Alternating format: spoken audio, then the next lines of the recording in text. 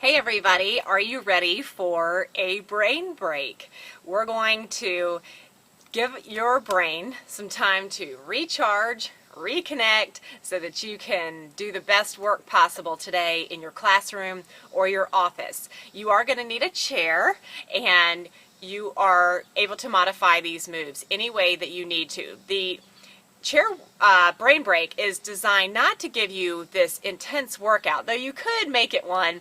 It's more about just taking some time, just a few seconds or minutes, to pause throughout your day to get those creative juices flowing again and to just have a really good day, just to move around. We don't want to sit all day and be sedentary and lazy.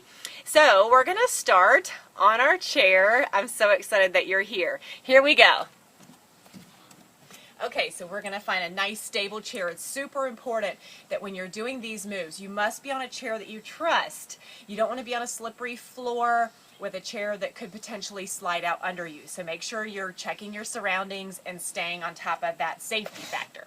So we're going to start with a real simple move that connects your elbow to the opposite knee. We want to make sure we cross that midline of our body. So instead of doing this, we're going to cross over. Okay, so that just means raising an elbow to a knee.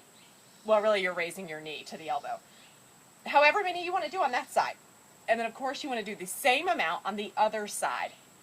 Lifting that knee as high as you want.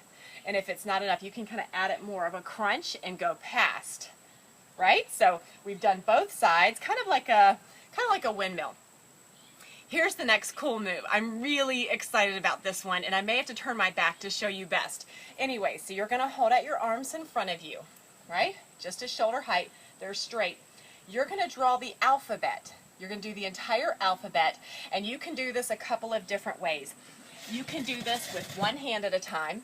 So say if you're right-handed, I'm going to write the alphabet with just my right hand, or I'm really going to challenge myself and use my non-dominant hand. So if I'm right-handed, I'm going to use my left hand. So let me just turn my back to you.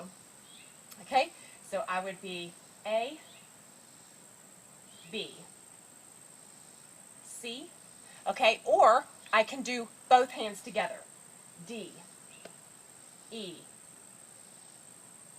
F. Or I can use my non-dominant hand, which for me is my left hand. So to use my left hand and not move my right at all, G, H, I, and so on, all the way through the alphabet. Don't you love that? It's so easy. Getting a little bit of shoulder action, practicing your alphabet, why not? If you're a younger child, that's perfect. You're learning your ABCs. Okay, so we've done knee to opposite elbow. We've done, I'm going to call it Alphabet City. And next move, scissor legs. So what that means is you're going to kind of get on the edge of your chair, again, stable chair, and you're just going to have your legs straight. You're leaning back, so I can feel this in my core. My legs are pointed, my legs are nice and tight, and I'm just going up and down. So in addition to these vertical scissors, if you will, you know how a pair of scissors work. We can also take this out to the side. So again, I'm kind of leaning back. See how I'm gripping under the chair, legs are wide, and I'm going to do sideways scissors. If you're wearing like a smaller skirt, this is not possible. So that'll really get you tired fast. You may only be able to do like 10 seconds and that's it, and that's okay. Okay, so we've done our knee to elbow. We've done Alphabet City. We've done our scissor legs, 2 different directions. And so we're going to next take, I'm going to make sure you can see me. So you're going to take the bottom edges of your feet together. So my knees are super wide. I'm leaning back. Again, you can hold on for support. And we're just going to raise. And you think, that's not that bad. But I want you to squeeze the bottoms of your feet together. So you're squeezing so that your inner thighs are really being worked. Right? Do you feel it now? Okay, so you're going to do as many of those as you feel comfortable with.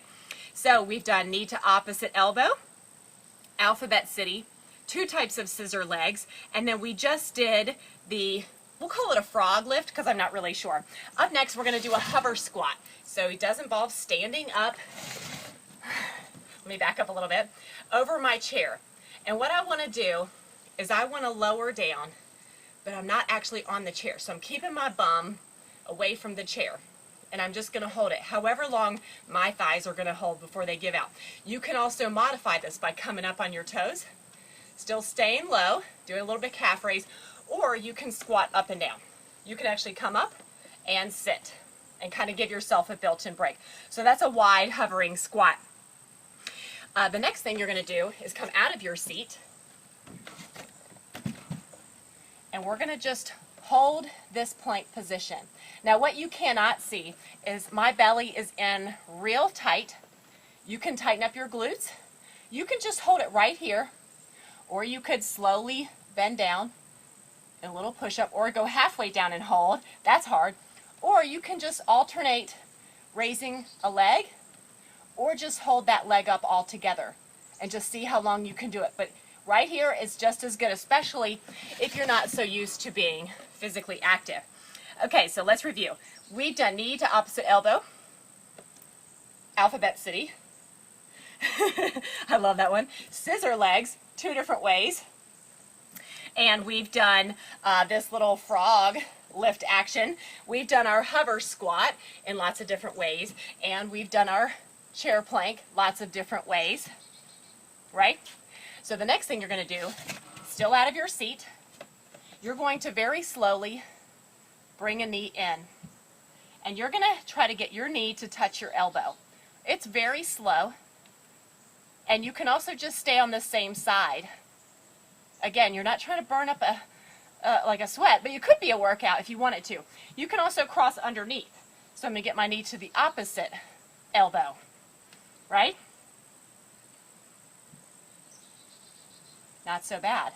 Okay, so that's the end of my brain break chair style.